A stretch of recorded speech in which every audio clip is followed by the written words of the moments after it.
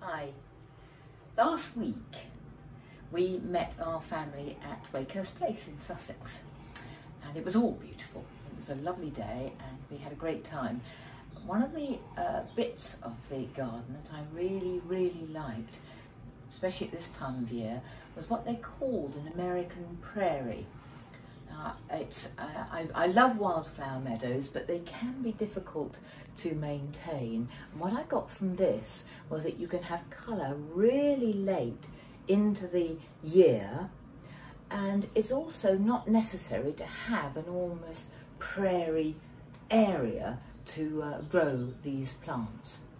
And so I went online when I got home and I found out what they had grown in that part of Wakehurst Place, and I ordered the seed from Chilton's, and here they are.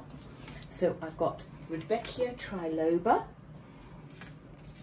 Liatris, Pycnostachya, blazing star, prairie blazing star, Echinacea pallida, and Coreopsis lanceolata.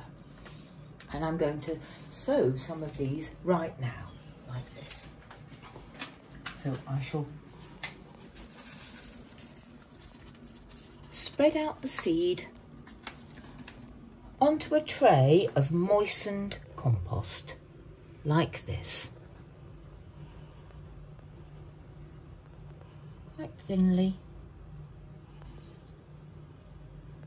Perhaps not all of them. There we are. Tuck the rest back in there. I shall cover that seed with some vermiculite, like that, so that they're not really covered at all.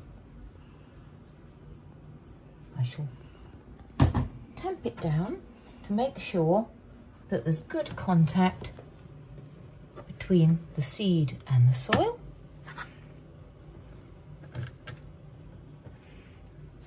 And I shall cover my germination box with a clear cover like that.